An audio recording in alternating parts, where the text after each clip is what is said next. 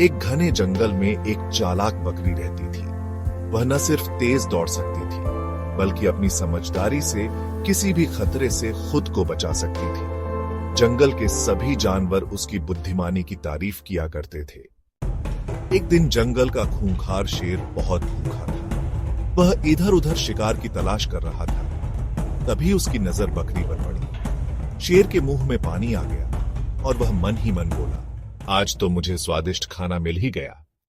शेर धीरे धीरे दबे पांव बकरी की ओर बढ़ा, लेकिन बकरी बहुत चौकन्नी थी। उसने शेर को आते देख लिया और समझ गई कि अगर वह भागेगी तो शेर उसे पकड़ लेगा। इसलिए उसने डरने के बजाय अपनी चतुराई से शेर को मात देने का फैसला किया। अरे महाराज, बहुत अच्छा हुआ जो आप आ गए। मैं कब से आपका इंतजार कर रही थी। इंतजार? वह क्यों? अगर आप मुझे खा लेंगे तो वह दिव्य भोजन आपको नहीं मिल पाएगा।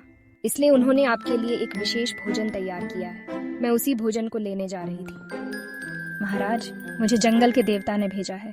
उन्होंने कहा था कि आज आप बहुत भूखे रहेंगे। दिव्य भोजन? वह क्या होता है? महाराज, वह भोजन जो खाने से आपकी शक्ति दोगुनी हो जाएगी। जंगल का हर जानवर आपसे डरने लगेगा और आप हमेशा के लिए अजेय बन जाएंगे। अगर मैं बकरी को छोड़ दूं और वह भोजन खा लूं, तो मैं और भी ताकतवर बन जाऊंगा।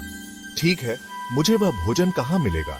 महाराज, वह भोजन जंगल के दूसरे छोर पर रखा है, लेकिन वहां तक जाने से पहले आपको अपनी ताकत साबित करनी होगी।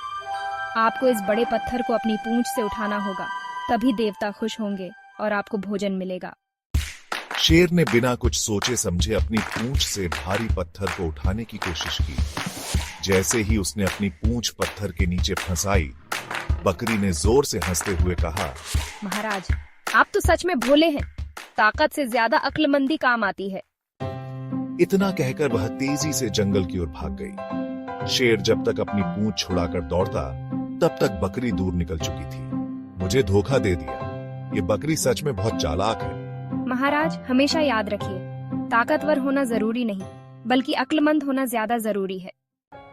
इस कहानी से हमें यह सीख मिलती है कि मुश्किल वक्त में घबराने के बजाय हमें अपनी चतुराई और समझदारी से काम लेना चाहिए। असली ताकत दिमाग की होती है, न कि सिर्फ शरीर की।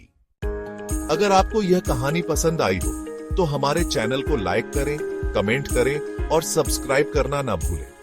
आपकी एक कमेंट और शेयर हमें और भी शानदार कहानियां लाने के लिए प्रेरित करता है। बताइए, आपको यह कहानी कैसी लगी?